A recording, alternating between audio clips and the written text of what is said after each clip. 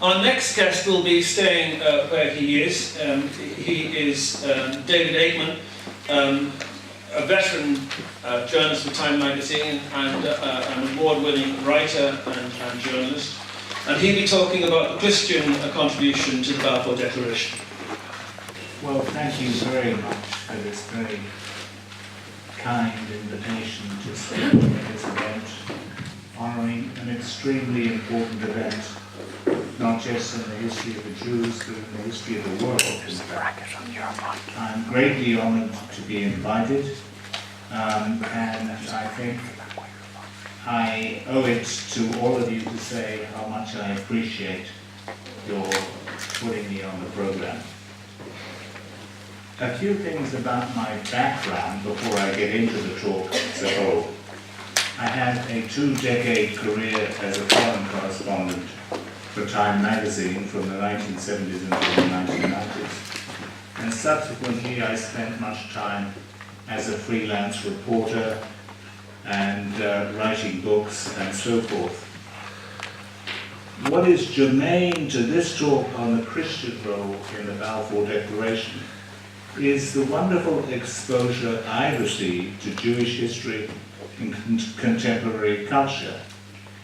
I spent 2.5 years in Jerusalem as the bureau chief for Time during a period in the development of Israel when many dramatic events were going on in that country. I lived there with my wife, and our second daughter was actually born in Zion, in Jerusalem. When I first arrived in Jerusalem in 1980, the ruling prime minister was Menachem Begin.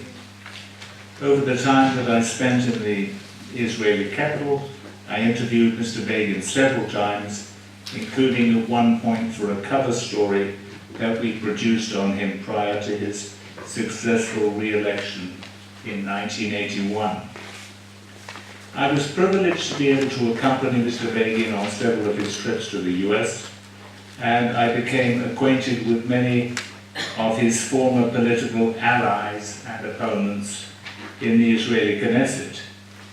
At one point, I had the unusual privilege of being invited to one of the weekly Bible studies held in the Prime Minister's house in Jerusalem. I think I was the only foreign or Israeli journalist who had this privilege. But I also came to know several very significant figures from the contemporary Israeli political scene. These included former Prime Minister Shimon Peres, Yitzhak Rabin, future Prime Minister Israeli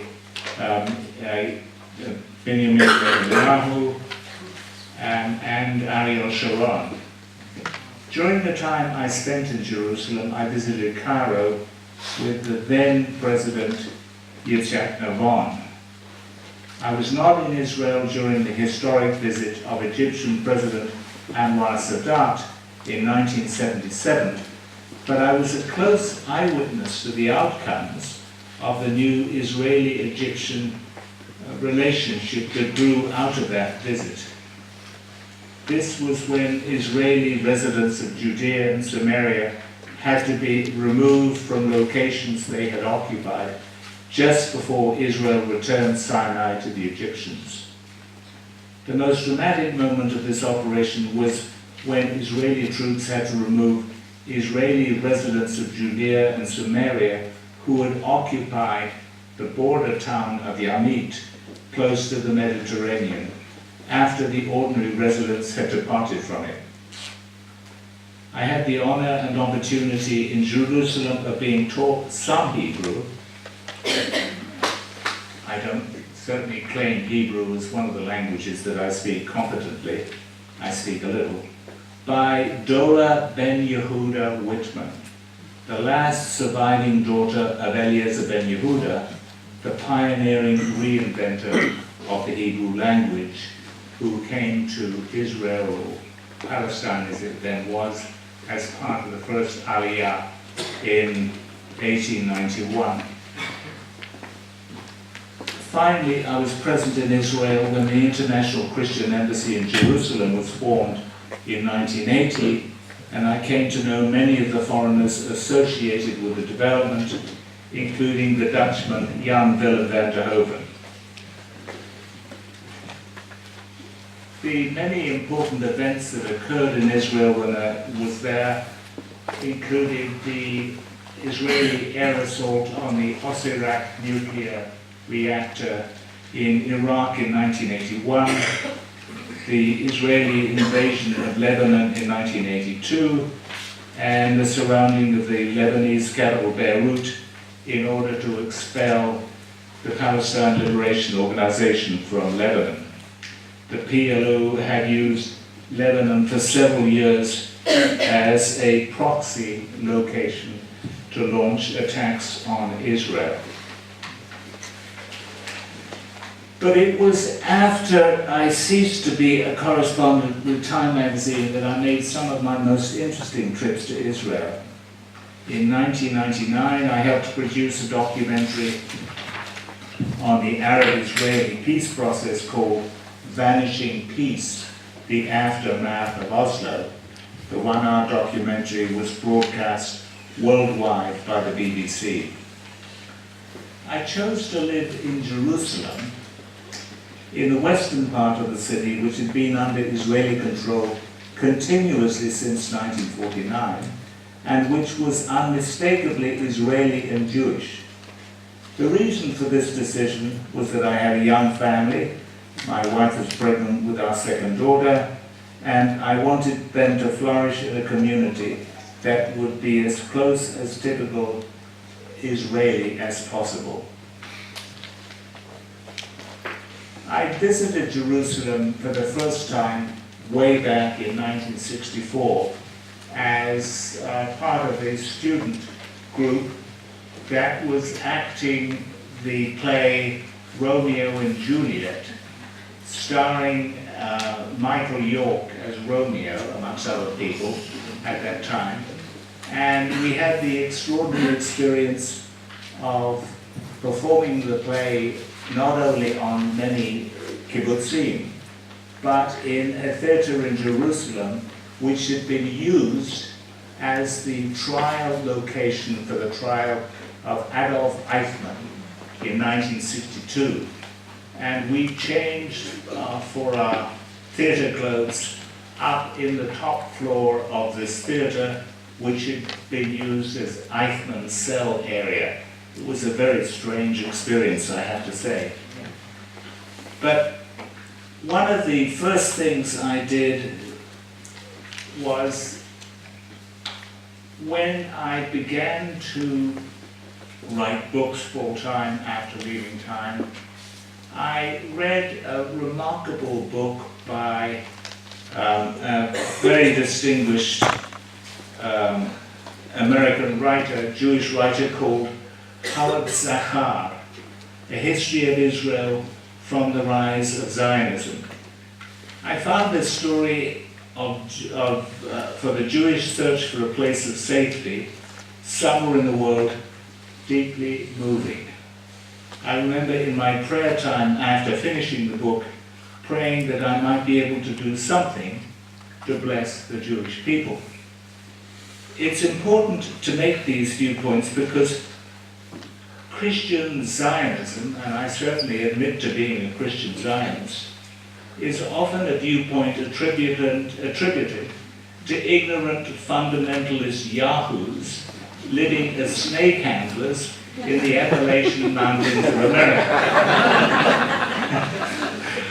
What some people do is assume that the only Tanakh,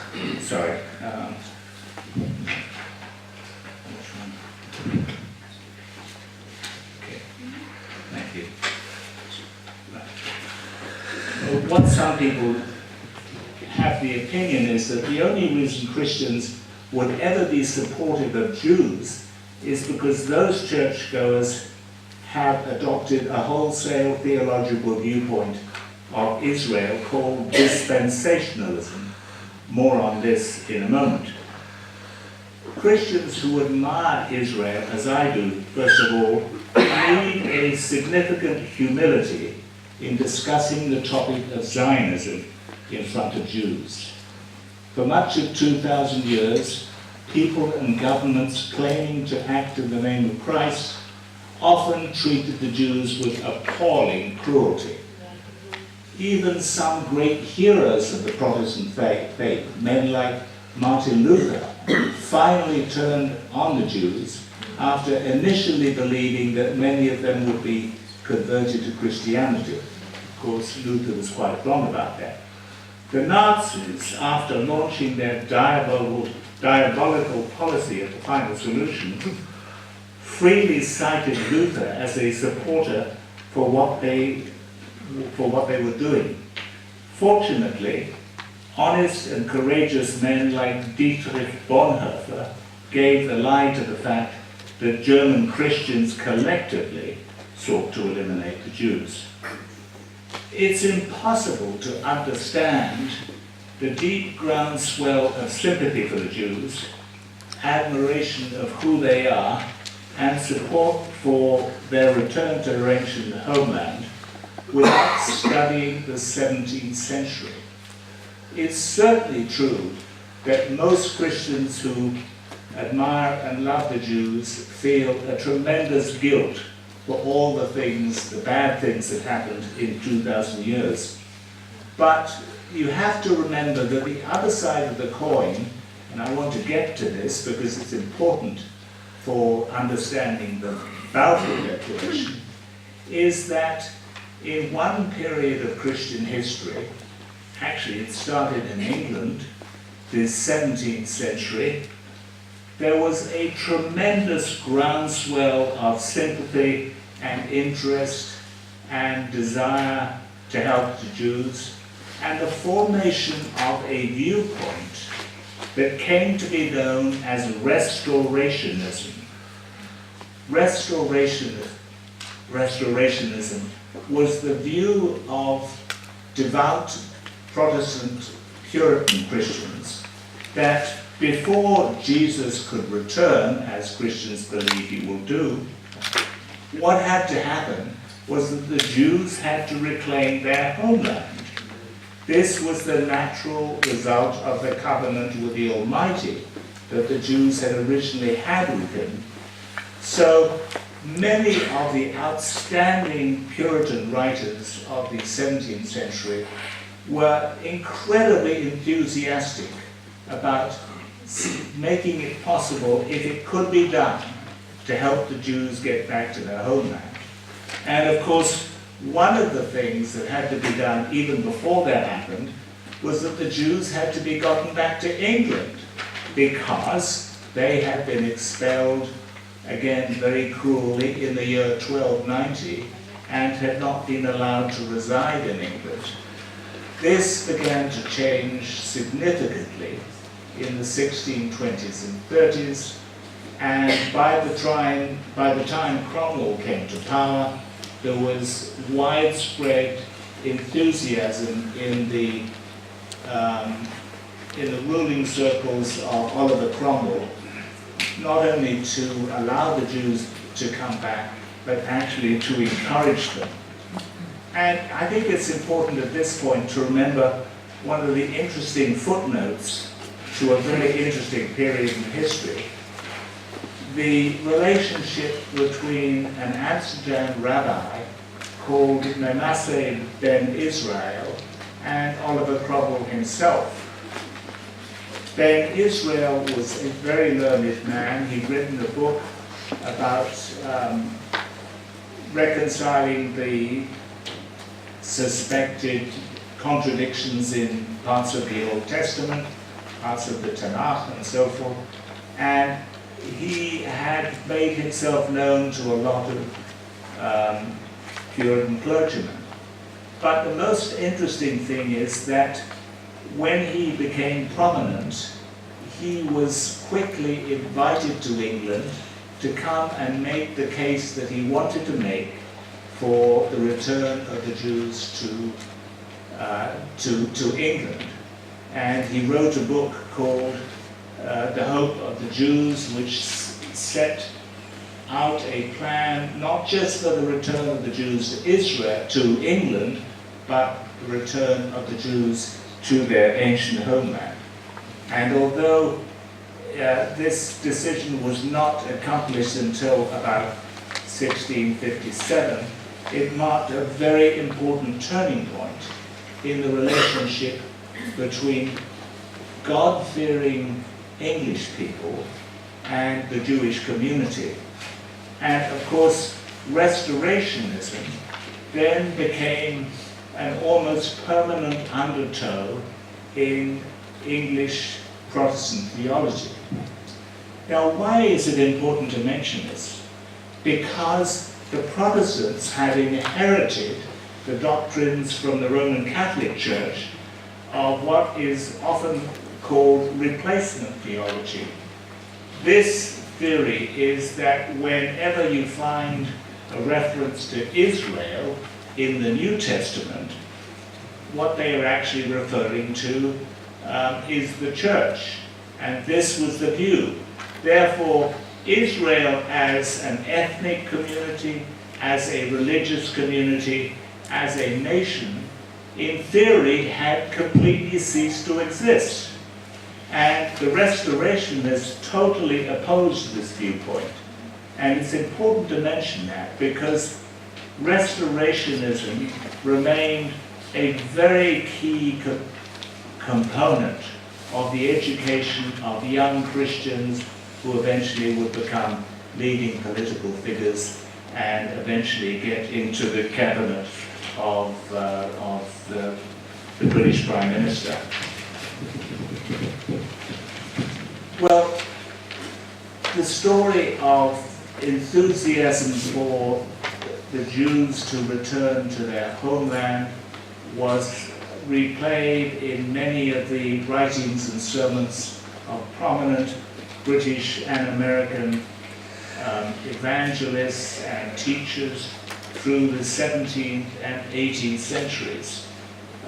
Just to give you an example of how this enthusiasm was played out, in the year 1808, Asa MacFarland, a Presbyterian, voiced the opinion that that the fall of the Ottoman Empire was imminent, and it would bring about the Jewish restoration that so many Christians actually wanted to see happen.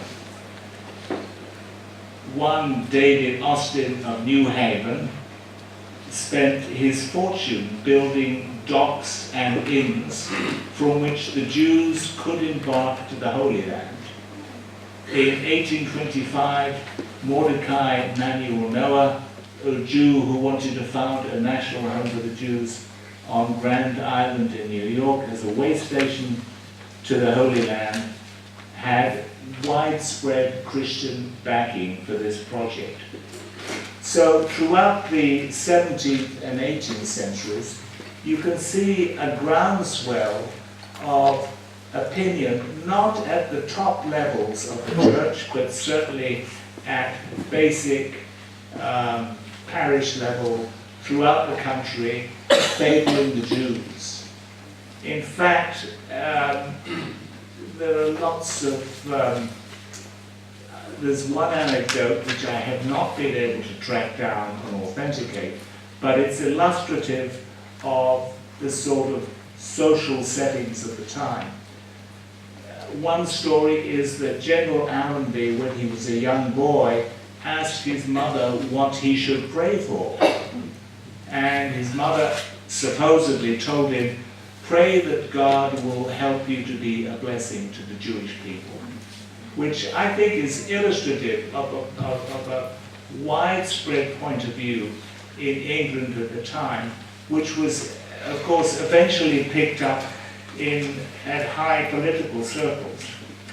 For example, when we come to a prominent British statesman like Lord Shaftesbury, Lord Shaftesbury wanted to establish a British consul in Jerusalem, and he also felt that the Ottoman Empire was soon to end, and his hope was that one of the British politicians of the time would perform the role of a Cyrus, making it possible somehow, through the deployment of British power, to enable the Jews to get back to their homeland. And then we have to move on to people like Disraeli, who of course was Jewish and was nominally, as far as I know, I don't know how sincere he was, but he was converted to Anglican Christianity at the age of 12. But throughout his life, he not only was devoted to Jewish culture, tradition, and the Jewish people. He took a trip to Palestine in 1830, which made a profound impression upon him. And he made it clear that Christians could not possibly understand their own religion seriously without acknowledging everything the Jews had done before them, and without owning up to the basic roots, the religious and cultural roots of their own faith. In fact, he wrote a book after he had gone to visited Jerusalem, and he said, a character in the book says, "My wish is a national existence which we have not. My wish is the land of promise, and Jerusalem and the temple, all we forfeited, all we yearned after, all for which we have fought, our beauteous country, our holy creed, our simple manners, our ancient customs." Because of his well-known obvious sympathy for Jewish history and culture, in spite of his belonging to the Anglican Church, many people thought that he was putting the primacy of the safety of the Jews ahead of English national interest. And in fact, his chief political rival, Gladstone, criticized him precisely for taking this point. But before we come to the end of the 19th century, what we have to focus on is the most important relationship between Zionism and any active Christian. And we're talking about an Anglo-German called William Heckler. Heckler was a chaplain to Prince Baden, the Grand Duke Prince Baden, who was the uncle to the Kaiser Wilhelm of Germany. Heckler was fascinated by end-time speculation about what might happen before Jesus came back, what would happen to the Jews, and so forth. And he became quickly convinced that the restoration of the Jews would begin approximately in the year 1897. Extraordinary calculation to come to. He used his calculation by figuring out how many months had elapsed since the Mosque of Omar was built, and some kind of ancient prophecy from that period about the return of the Jews. Now, Heckler was chaplain to the British Embassy in Vienna, and in his wanderings around the bookstores behind the embassy, he came upon a book by Theodor Herzl called Der Judenstaat, the Jewish State. Now, this was an extraordinarily important book. Most of you, I'm sure, don't need any reminders of the role that Herzl played in founding Zionism. After his experience of the Dreyfus case, in which a Jewish captain in the army was falsely accused of espionage and sent to prison in the Caribbean, and suffered a terrible humiliation. what Herzl heard was the shout of death to the Jews from French voices. And this absolutely shocked him. How could this happen in a country which has been so successful at assimilating the Jews and in which Jews have distinguished themselves in so many ways? 5 minutes. Okay. So Herzl, of course, wrote this book, which was essentially a description of how a Jewish state might work out in practice. And he called the first Zionist conference in 1897 to begin the process of putting into action the goals of Zionism to get back to the ancient land that the Israelites had originally occupied. Now, the important thing about the Heckler relationship with Herzl is this. Heckler, chaplain to the British Embassy, knocked on the door of Herzl, very excitedly, having read his book, Der Judenstaat, in 1896, very enthusiastic about Herzl's entire program, convinced that Herzl's program was absolutely the right thing for the Jews, the only thing that could produce safety for the Jews. Heckler had been witness to the cruelty against the Jews after the pogroms in Russia in the 1880s, and he'd come back and written a pamphlet describing how bad that was. But what was important for Herzl was, because of his relationships with the German royal family, it was possible for Heckler to introduce Herzl to the Kaiser, which in fact he did. And eventually the two met in Constantinople, and then, most importantly of all, when Herzl was making another trip to the Holy Land in 1898, he happened to be in one of the agricultural settlements assisted by the Montefioris, and during a visit of the Kaiser, who wanted to make sure that the German agricultural people were in good shape and so on, there was a Daily Mail reporter there, and he made a big splash of the fact that the Kaiser of Germany had taken special efforts to meet Theodor Herzl, who happened to be at this place when the Kaiser was passing through, giving the impression, which was important for Herzl, that significant political power and royal power in Europe had basically gotten on board behind the Zionist project. Of course, unfortunately, the Kaiser never gave his support wholeheartedly to Zionism, and he declined to suggest in a conversation with the Sultan of Turkey that Turkey should make available a plot of land to be given to the Jews in return for Jewish help in nullifying the debts owed by the Ottoman Empire.